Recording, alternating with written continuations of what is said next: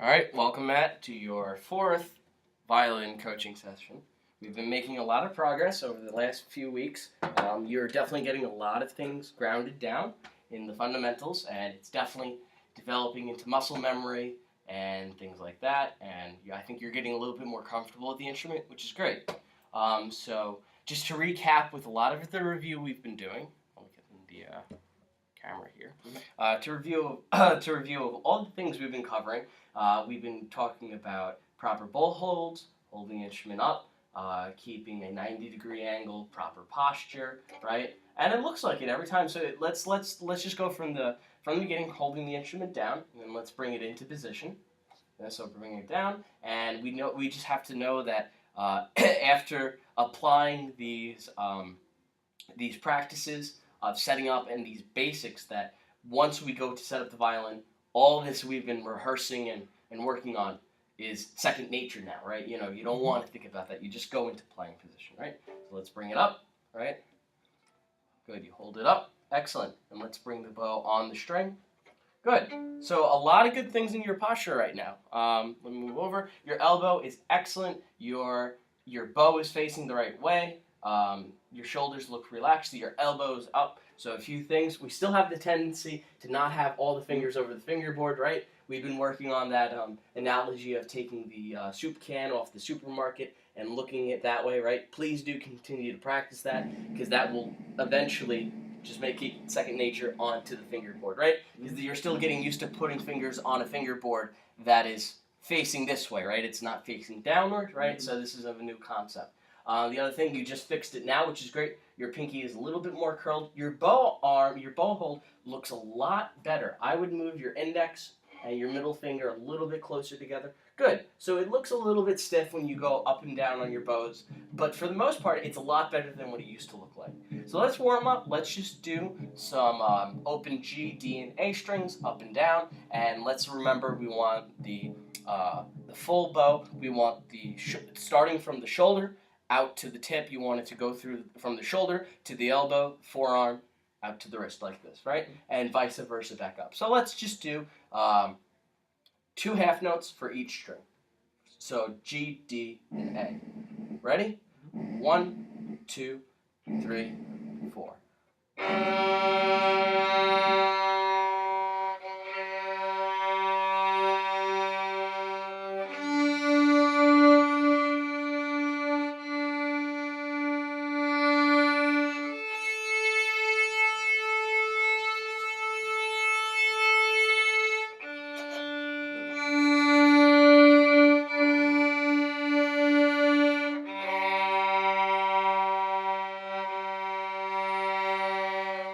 Great. You're producing a really good sound off the instrument. You're letting the bow sit on the strings, right? It's not forced, which is excellent. And you're making a good full sound coming out of it.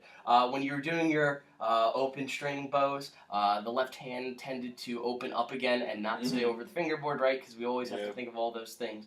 But that's okay. So that's something to keep in mind. Great. So that's some great review. You definitely have come a long way, and there's a lot less correcting I have to do. I think standing up against the wall and keeping those nice 90-degree angles and all the things we talked about in mind really helps, right? So keep up those good habits.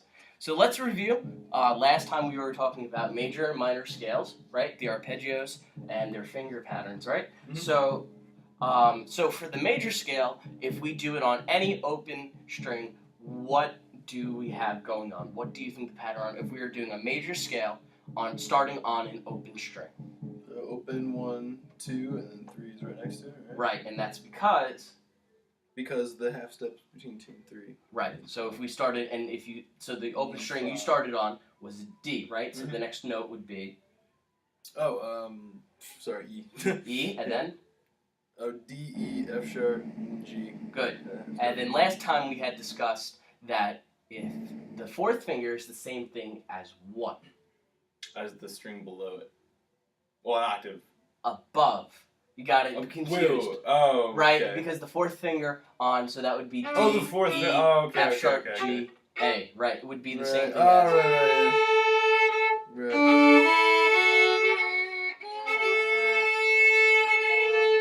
Good, and we're not quite comfortable or used to the fourth finger yet because we're still getting used to it. Definitely start developing that. I still notice that the tendency is to have the pinky go under the fingerboard. Yeah. That is why I do stress that you keep the left hand over the fingerboard. Try not to crook the wrist like this. I was seeing that a little bit, or like this. Just nice and straight. You know, if there's any... That looks a little bit better, right? It's a little bit bending backwards. There you go. Good. Make sure you have that 90-degree angle and it goes straight up. That's what you want. If there's any bending, that's going to cause a lot of tension right there, right? So, I know a lot of things to keep in mind. Your bow hold was better. A little bit curled. There you go. Good. I know a lot of things to keep in mind, and it will honestly help if you hold the instrument up, right? Good. But so for the most part, so you can always check with an open A or an open string for the fourth finger, right? Up.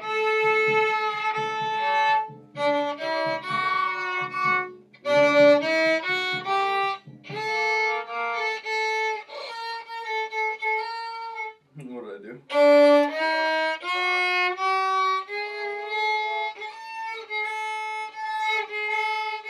Good. So that's not bad. I mean, you're checking the tuning of it, and it seems to be in tune. It's getting more comfortable with playing two strings at once, which we call double stops, right? So that's definitely something to work on. Okay. Cool. So let's do and just to review real quick, the minor scale. We have the lowered second, right?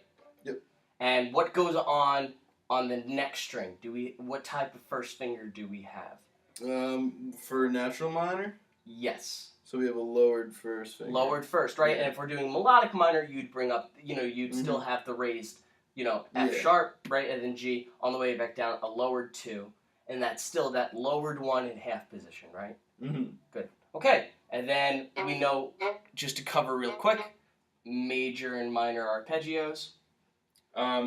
So 1, 2. So 1, 2, 2, open. Right. And 3, right? And 3. Good. So let's give it a try. Let's do a G major, quarter notes, G minor, and then we'll go straight into the minor and major arpeggio. We'll do like a series. Okay? So 1, 2, 3, 4.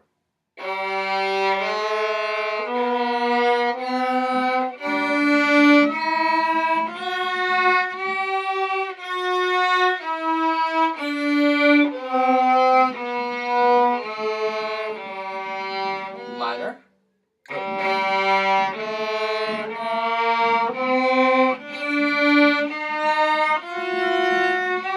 Sorry. F sharp, right? You gotta hear it.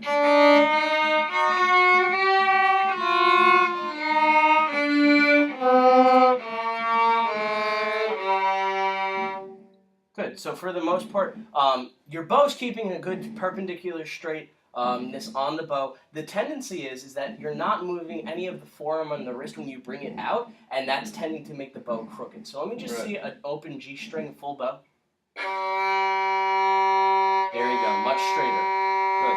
Let's have the wood facing towards the fingerboard. There you go.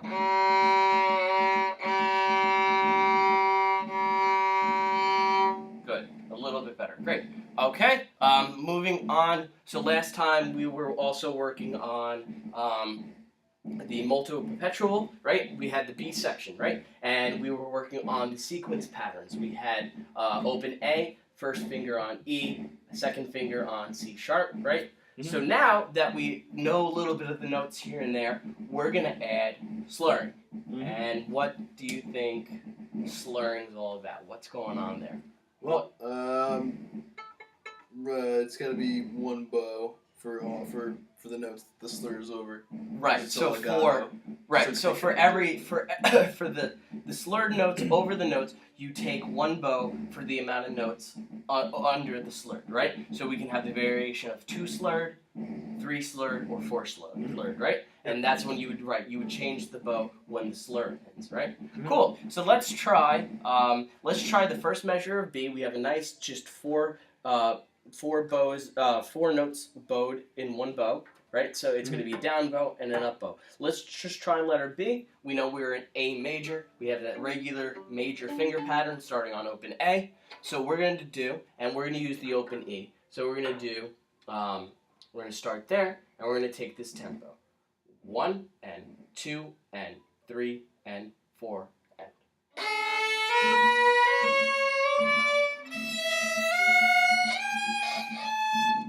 Good. Yeah, And let me see you do it again. I did it with ran you. out of bow there. Right, so that's what we call bow distribution, right? So let's not the tendency is to rush out of the bow or run out of room on the bow before you finish it. So it's a lot of planning ahead, right? So if you keep the notes steady and your bow distribution steady, you can even practice it on open strings like 1 and 2 and 1 and 2 and 3 and 4 and, right? So you can count out loud and just do the up and down because that's all you're doing. Yeah. You're just placing your fingers down. Keep that little practice method in mind when doing that, right? Yeah. So let's try the 4 slurred in the bow, and let me hear you by yourself for that measure.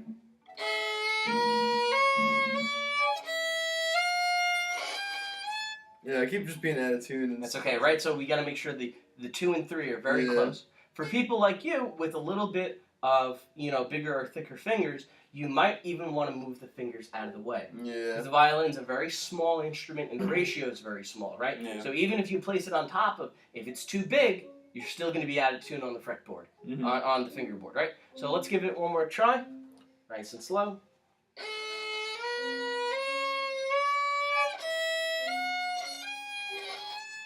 One more time. A little bit more bow, right? A little bit more bow.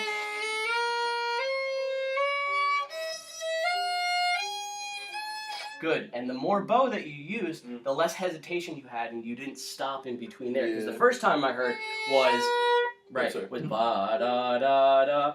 Da da da. Yeah. Great. It all has to be continuous, okay? Cool.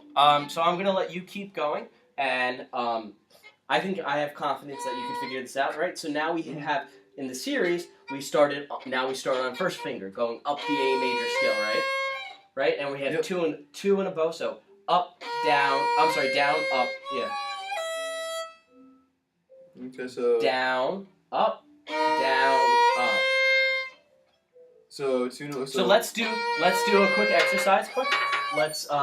Let's do up, down while saying the 8th note subdivision. Okay? Ready? So here we go. 1 and 2 and 3 and 4 and 1 and 2 and 3 and 4 and good. Okay. So let's give that a try. Now it's going to be first finger, so it's going to be, let's just try the first group of 8th notes. That's going to be, let me play first. So go ahead, give that a try. Just the first group. Oops. Right? Good, one more time. Good, much better with the third finger there, very close to each other. Great, and then we have, on the next group, we have the F sharp, G sharp, A, and B. So that's where I had introduced you to the 4th finger, right? That's where B is. So let's give those 2 a try. Now we're going to have, I'll play first, so we're going to have... Any tips for going from the... And then... So that's something I didn't really quite address yet, and that's kind of partially my mistake, and I just didn't want to overwhelm you with that. That has to do with the string crossings. So let's just do a down bow from A to E, and then we're going to do an up bow A to E. And let's try to keep, so when you do the string crossings, you're going to lead with the whole arm, and you're just going to like cross over like this, and move the elbow and the shoulder downward, right? It's kind of like a little bit of a pendulum that's going up and down like this. So I'll demonstrate first, so it's going to be 1, 2, 3, 4. 1, 2, 3, 4. Right? If you look at my elbow and my arm, the whole thing. 1, 2, 3, 4. 1, 2, 3, 4. Okay? Kind of create a, if you look at my arm, creates a little bit of an arch or like a rainbow arch, right? That's what you're kind of like looking for. So let's just do the open A and open E, down and up bow, and then we'll do the last group of those 8th notes. Ready? So 1, 2, 3, 4. 1, 2, 3, 4. Good. And you bring your elbow and your shoulder up when you do that. Great. And it looks pretty good. So let's give this. Let's see. I'm gonna stop it right here to continue in part 2.